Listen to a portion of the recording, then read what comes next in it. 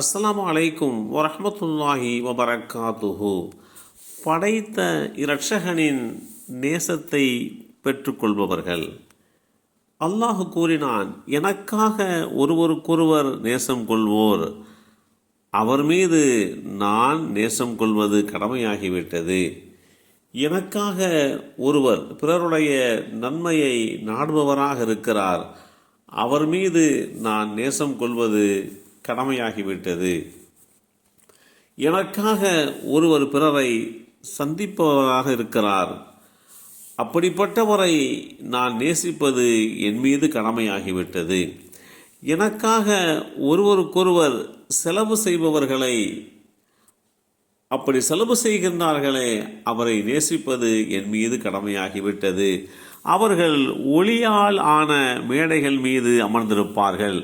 அவர்களுக்கே சொந்தமான இந்த பதவியை பார்த்து அல்லாஹுடைய தூதர்கள், உண்மையாளர்கள் ரோஷப்படுவார்கள்.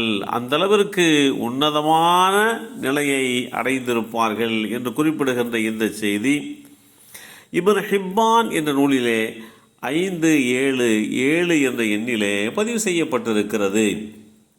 அல்லாஹுடைய நேசம் யாருக்கு கிடைக்கிறது? ஒருவர் இன்னொருவரை அல்லாஹ்வுக்காக வேண்டி நேசம் கொண்டார் என்று சொன்னால் அவர் அல்லாஹுடைய நேசத்தை பெற்றுக்கொள்கிறார். அதே போன்று அடுத்தவருடைய நன்மையை நாடக்கூடியவராக இருக்கிறார், இவரும் அல்லாஹுடைய அந்த நேசத்தை பெற்றுக்கொள்கிறார். ஒருவர் பிறரை சந்திப்பது, அப்படி சந்திப்பது படைத்த இரட்சகனுக்காக வேண்டி உண்டான அமைப்பில் அமையப்பட்டது என்று சொன்னால் அவரும் அல்லாஹுடைய நேசத்தை பெற்றுக்கொள்வார்.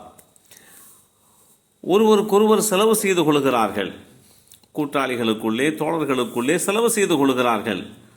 அப்படி செலவு செய்கின்றவர்கள் நன்மையை நாடி அல்லாஹ்வுக்காக, அல்லாஹ்வுடைய திருப்பொருத்தத்திற்காக வேண்டி செலவு செய்கின்றார்கள் என்று சொன்னால் அப்படி செலவு செய்கின்றவரை அல்லாஹ் நேசிக்கிறான் என்பதோடு மாத்திரமல்லாமல் நாளை மறுமை நாளிலே ஒளியால் ஆன பிரகாசமான மேடைகள் மீது அவர்களை அமரச் செய்து அல்லாஹ் மேன்மைப்படுத்துகிறான்.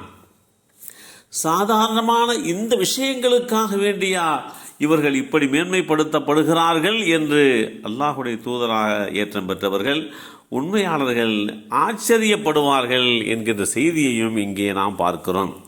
உலகத்தில் வாழுகின்ற இந்த வாழ்வியல் முறையிலே ஒருவருக்கொருவர் நாம் நேசிப்பது, ஒருவருக்கொருவர் செலவு செய்வது, ஒருவருக்கொருவர் நன்மையை நாடுவது, இது மாதிரி உண்டான இந்த விஷயங்கள் நாளை மறுமை நாளிலே அல்லாஹுடைய நெருக்கத்தை பெற்றுக் கொடுக்கும் என்பதோடு மாத்திரமல்லாமல் இப்படிப்பட்டவர்கள் நாளை மறுமை நாளிலே அல்லாஹுவால் மேன்மைப்படுத்தப்படுவார்கள், அல்லாஹுவால் கண்ணியப்படுத்தப்படுவார்கள் என்கின்ற செய்தியையும் இந்த கட்டத்திலே நாம் இங்கே சிந்திக்க கடமைப்பட்டிருக்கிறோம். அல்லாஹுடைய தூதர் ஸல்லல்லாஹு அலைஹி வஸல்லம் அவர்கள் கூறினார்கள், ஓர் அடியானுக்கு அல்லாஹ் நலவை நாடினான் என்றால் நேர்வழிக்கு பிறகு அவருக்கு நல்லதொரு சகோதரனை வழங்கி விடுவான்.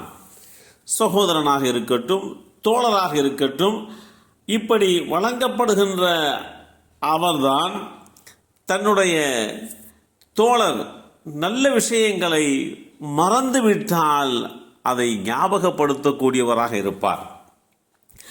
அவருக்கு நினைவுபடுத்தினால் நல்லதை செய்வதற்கு உதவி செய்வார்.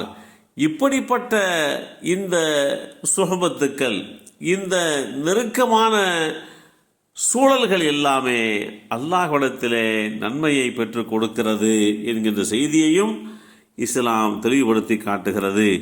எல்லாம் அல்ல அல்லாஹு தாலா நம்முடைய காரியங்கள், நம்முடைய செயல்பாடுகள், நலவுகள் அனைத்திலேயும் அந்த செயல்பாடுகள் மூலமாக அல்லாஹுடைய நேசத்தை பெறுகின்ற ஒரு சூழலை அல்லாஹ் உருவாக்கி தந்தல் புரிவானாக.